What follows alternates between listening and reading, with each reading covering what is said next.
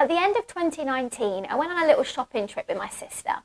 And during that trip, I came across this really tiny, cute little book. I had no idea what I wanted to do with it, but bought it anyway, and eventually decided to turn it into a gratitude diary.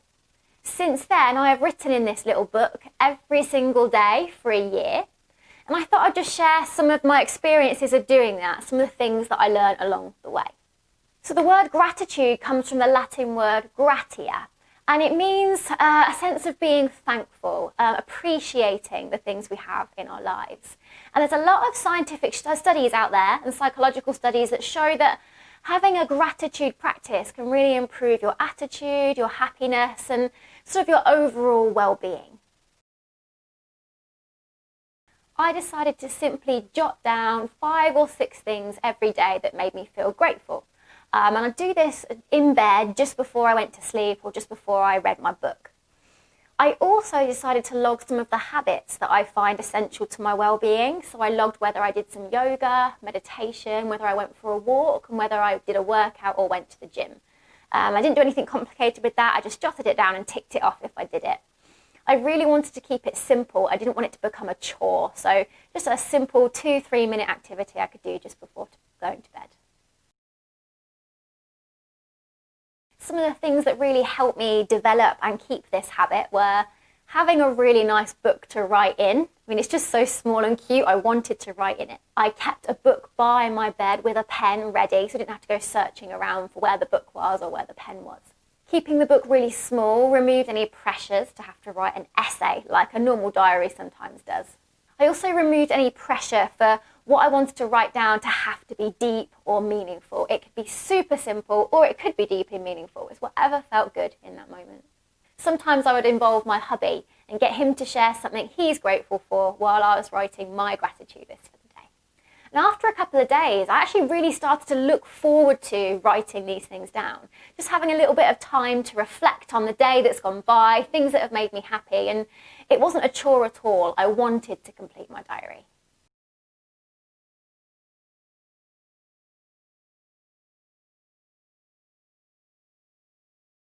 So this year was full of lockdowns and restrictions on what we were and we weren't able to do. Like most of us, I missed going out for lunch with my friends, going out and grabbing a cup of coffee with the dog and my husband, and, just having days out with my family. There were days when this really, really got me down, and having this diary to write in not only meant that I could look back fondly at those activities that I did manage to do at the very start of the year, but it also meant I could take my mind away from the things that I was lacking in life, the things that I'm not or was not able to do, and instead focus on the simple things that did bring happiness, that did bring joy to my day. So it helped me focus on the things I do have rather than the things I am or was lacking in life. I'd sometimes take a flick back through my diary and just have a reminder of all the things that there are to be grateful for. And once I had a few pages filled in, I'd actually get my husband to call out a number because the pages were numbered. And we'd just have a little look back at what I was grateful for that day. And that became another little ritual that we both looked forward to just before going to sleep.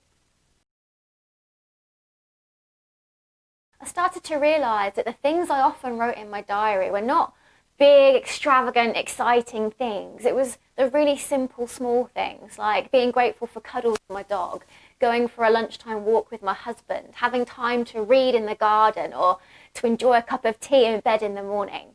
It was a reminder that it's these simple things, these day-to-day things that bring us a sense of positive well-being.